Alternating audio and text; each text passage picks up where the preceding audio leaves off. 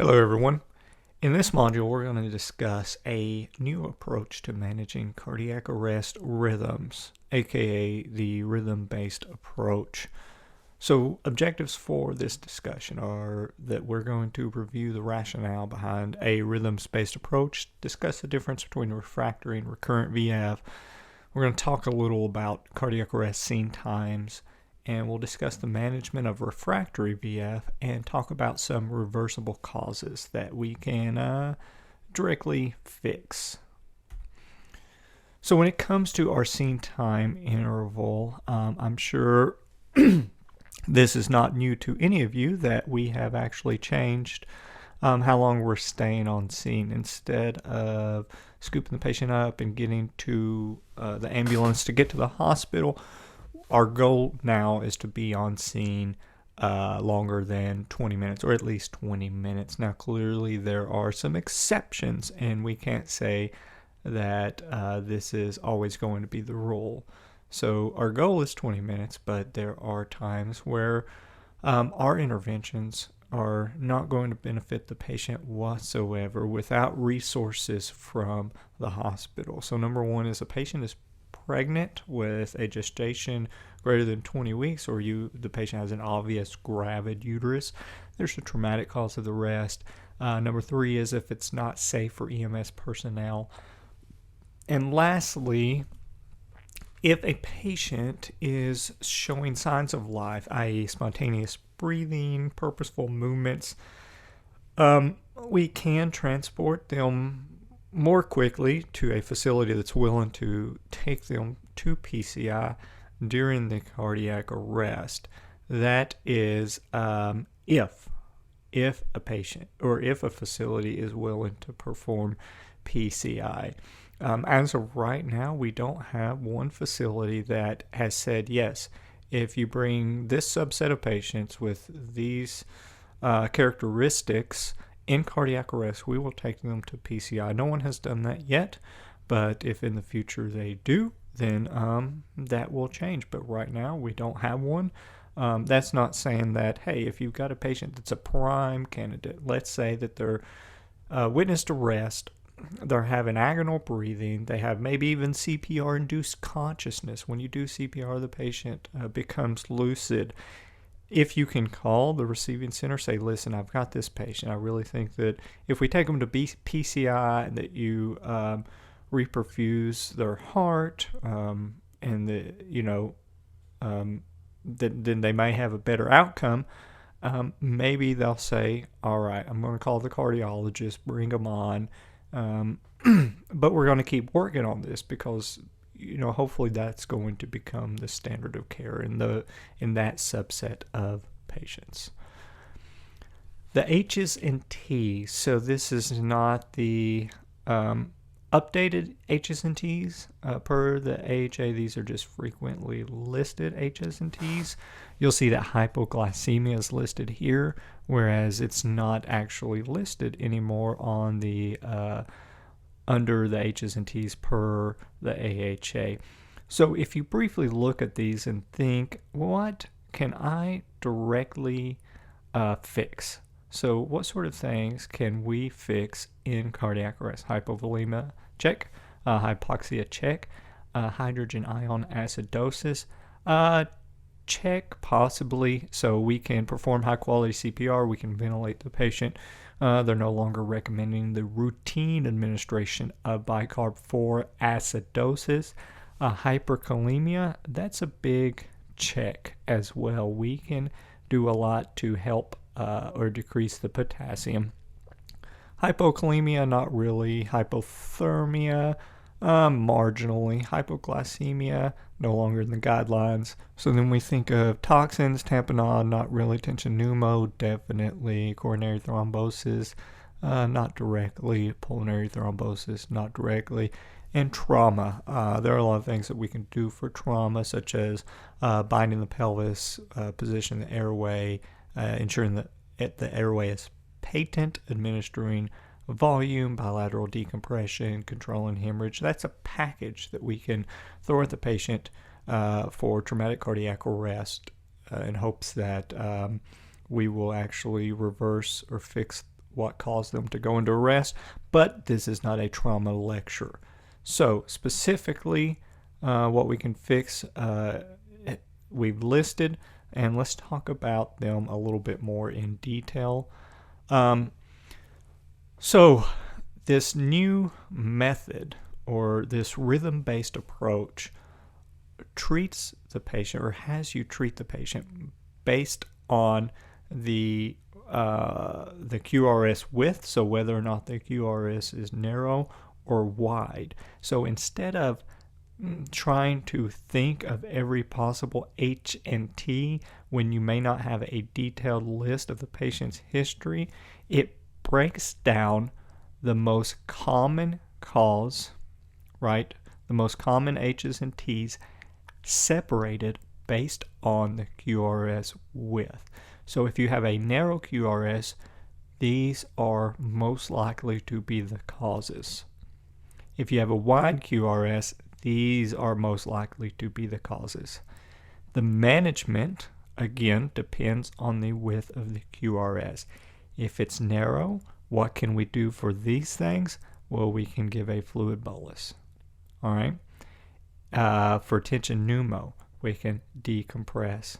Mechanical hyperinflation. So if you've got a patient that's on a mechanical ventilator and they have like dynamic hyperinflation, they have breath stacking, we can actually fix our ventilator settings. We can change the inspiratory to expiratory, or we can disconnect them from the ventilator to allow that trapped gas to release. So how do we manage the wide QRS PEAs? Well, we manage them for severe hyperkalemia. We manage the patient with calcium chloride and sodium bicarb. With wide QRS due to sodium channel blocker toxicity, we manage it with bicarb. However, if you have a patient in cardiac arrest and you don't know the cause of the wide QRS, then you treat them empirically with both. So this is a simplified and structured teaching tool for the evaluation and management of pulseless electrical activity. And that was actually the title of the paper that provided these recommendations. They say that cardiac arrest victims who present with pulseless electrical activity usually have a grave prognosis. Several conditions, however, have cause-specific treatments which, if applied immediately, can lead to quick and sustained recovery. Current teaching focuses on recollection of numerous conditions that start with the letters H or T as potential causes of PEA. This teaching method is too complex, difficult to recall during resuscitation, and does not provide guidance to the most effective initial interventions. This review proposes a structured algorithm that is based on the differentiation of the PEA rhythm into narrow or wide complex subcategories, which simplifies the working differential and initial treatment approach. So, summarized very simply in our protocol is if the patient has a wide complex rhythm or wide complex PEA, consider administration of 1 gram of calcium chloride and an amp of bicarb. If it's narrow complex, then you consider 500 ml boluses and you treat the reversible causes if it's asystole.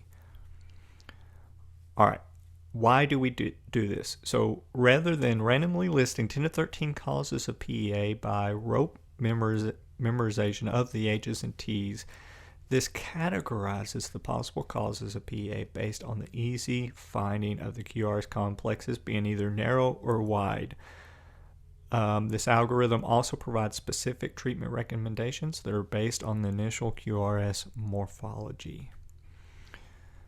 So there are specific special circumstances listed in the AHA guidelines that no one really bothers to cover during ACLS. One very important special circumstance is hyperkalemia, because it can cause lethal arrhythmias and we have the medications to treat that.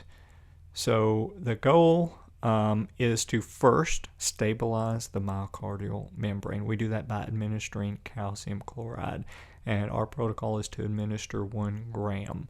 Okay, now these these dosages, I just pulled directly from the AHA just to show you that our protocol is very in line with their recommendation. So calcium chloride, 1 gram, okay?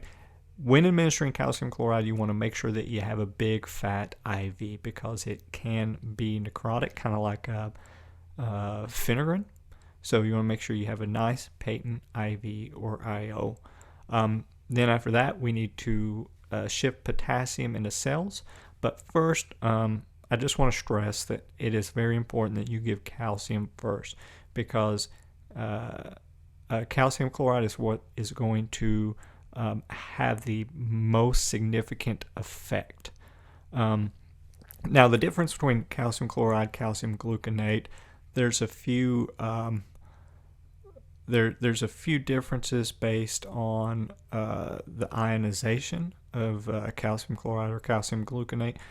But for our purposes, just remember that if we didn't use calcium chloride, we would use calcium gluconate, but you would need to administer 3 times the dose. So you have to give 3 calcium gluconates for every calcium chloride you would give.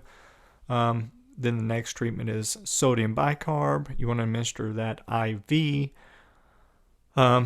If the patient is not in cardiac arrest, or really even if they are, you can nebulize albuterol, but it's more difficult if the patient is in cardiac arrest. And then the potassium excretion are not things that we are going to do. What kind of EKG findings do you expect in a patient with hyperkalemia? So around 4 MEQs per liter normal EKG. All right, T-wave is normal. Then as the potassium level increases, the T-wave becomes more peaked. All right. Then as it continues to increase, the PR interval can prolong, or you can actually lose P-wave amplitude. All right. Then as it continues to get worse, you can get a complete heart block, and then eventually the patient is going to arrest. Severe hyperkalemia can cause a number of arrhythmias. It can cause bradycardias, it can cause tachycardias, it can cause sudden cardiac arrest. And even though this is a very pretty scale that correlates the degree of hyperkalemia with the EKG findings, they don't always present like that. If the patient is hyperkalemic, they may just have peak T waves if they're extremely hyperkalemic, right? But there is one characteristic finding that should be mentioned, and that is a sine wave pattern. So this is easily mistakable for a number of arrhythmias, accelerated idioventricular, or maybe even a third-degree heart block, which severe hyperkalemia can cause. But the characteristic findings here is that there is a very, very wide QRS, all right? And it actually looks like a sine wave pattern, and that's what we call it, a sine wave pattern, where all of the complexes tend to merge together. And with some sine wave patterns, it just looks like a continuous undulating waveform with no clear differentiation between the QRS and the T waves. And I should mention here that the QRS is not just wide, but it's really, really, really wide. So it's very rare for a QRS complex to be larger than one large box or one big box on the EKG. Anytime the QRS width is wider than one big box, you have to start thinking tox or metabolic. So I want to know, does the patient have sodium channel blocker toxicity, or do they have severe hyperkalemia? And you need to treat them accordingly. Drowning is something that we also don't talk about enough. Per the AHA, it is now CAB, not ABC. However, the AHA ACLS guidelines do specifically state under special circumstances for drowning that we should use a traditional ABC approach because it is extreme hypoxia that has caused the arrest. It was not a sudden cardiac event where the patient has this a reservoir of oxygenated blood that we have minutes to circulate. No, the patient became extremely hypoxic. They had a severe oxygen debt before they arrested. Opioid overdose. This is another very controversial topic. Right now, the HA says that we can make no recommendation regarding the administration of naloxone in confirmed opioid-associated cardiac arrest. Patients with opioid-associated cardiac arrest are managed in accordance with standard ACLS practice. All right, so this is very difficult because the hospital expects or will expect a naloxone to have been administered, but we don't do things just because the hospital says to do them. Now, is it really going to hurt the patient if you give naloxone? No, it's not going to hurt them as long as it doesn't distract you from performing other meaningful interventions like high-quality CPR and defibrillation. So how do we manage refractory VF? Well, the HA would say, well, we do 2 minutes of CPR and we shock them and we give medication. We do 2 minutes of CPR, we shock them, give them medication. 2 minutes of CPR, shock them, give them medication. 2 minutes of CPR, shock them. So this circular thinking that if we just keep doing the same thing over and over and over again, it's going to produce something different. So we're talking about refractory VFib or ventricular fibrillation. What is the difference between refractory versus recurrent? And I'll give you a second to think about that. What is the difference between refractory and recurrent ventricular fibrillation? You'll see on this rhythm strip, what you'll see is that the patient's in VF, they shock, and then you can actually see the rhythm. Okay, so you know that shock had actually terminated VF. If the patient was in refractory VF, that shock would not have terminated VF. Okay, so that would be refractory VF if the shock terminates it. If the shock terminates it, and then they go back into VF after terminating, then that would be recurrent. The patient keeps going back into VF. Now, it is interesting to note that you actually can see the underlying rhythm after they defibrillate the patient, when in fact you should not be able to see this, because what should happen? CPR should be immediately resumed. Now, what can we do for refractory VF? Well, first of all, let me show you what happens if you perform, so if a patient goes into VF, what you get right here is this large amplitude VF waveform right there. So fairly large amplitude, and you'll see it's very coarse. Okay, at 10 minutes with no CPR, you'll see that the amplitude is very fine, and it's fine VF, not coarse. Okay, but look at this. If after 10 minutes you don't do CPR, then you do CPR for 3 minutes, you'll see that it almost looks identical to the initial VF waveform. So quality CPR can actually prolong a patient's actual life. So if you're doing quality CPR, you're flooding the heart with nutrients, with oxygen, and all of that is helping fill the heart with ATP.